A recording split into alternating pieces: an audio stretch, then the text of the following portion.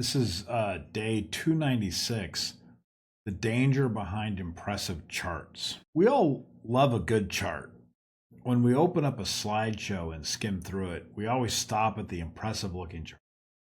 Nothing says, I know what I'm talking about, quite like a sunburst, rose, coxcomb, spider chart, wheel diagram, or circular bar chart. All of us will, when presenting with something complicated, immediately think that this is a great candidate for a good donut chart. Some of us may have had a moment in our careers when, after staring at a chart such as this, we finally understood the messages being conveyed and were quite impressed. Visual aids such as this are what we like to pay high-priced consultants to provide us as evidence for their billable hours. There are times when complicated data sets need to be expressed using a chart like this. Some of them were designed for this intended purpose. For example, when showing a directional component like wind and overlaying that with wind speed, a specific type of polar area chart called a windrows might be used. When you are displaying time series data that repeats in given intervals, people will use a spiral chart. This is proven as an effective way to display this type of data. A sunburst chart is often needed when trying to represent data that has levels of hierarchy that can be designated by concentric circles. So yes, these charts are effective at displaying specific data sets in an easier way so that they can provide an appropriate illustration. What they are not good at is being used in your sales literature to explain overcomplicated sales pitch. I understand, I've been tempted too. Who can pass up the opportunity to wow a customer with an amazingly complicated wheel with various exits and entry points? I usually think in my mind, this looks amazing. This must be intelligent. Therefore, I'm going to put it in my sales pitch so that I can impress my potential client with this complicated wheel. Just this year, I have probably seen at least 30 sales presentations, and every one of them has had a wheel or similar chart to explain their product or service. The fun thing to realize is that no one really wants to spend time on these charts. They want to flash it up real quick and say something and then quickly move on. The intention is to impress, not actually to convey meaning. The fact is, the meaning is too complicated to get to without specific instructions to explain the nuances of the chart and how to navigate it.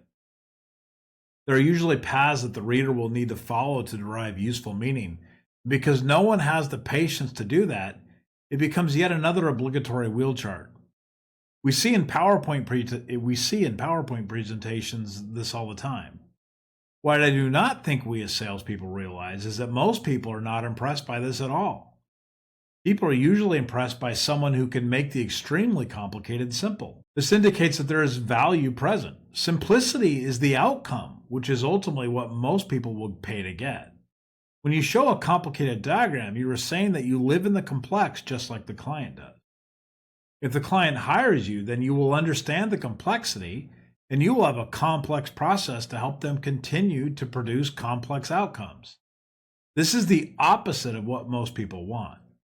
I think we forget sometimes to really take a look at a presentation from the client's point of view.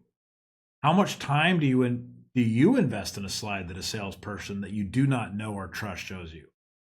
I tend to be naturally curious, so I might spend a little more time than others, but I average less than 5 seconds per slide.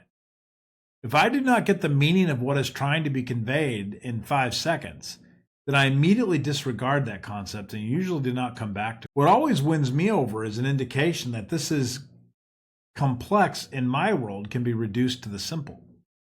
I'm not alone in this.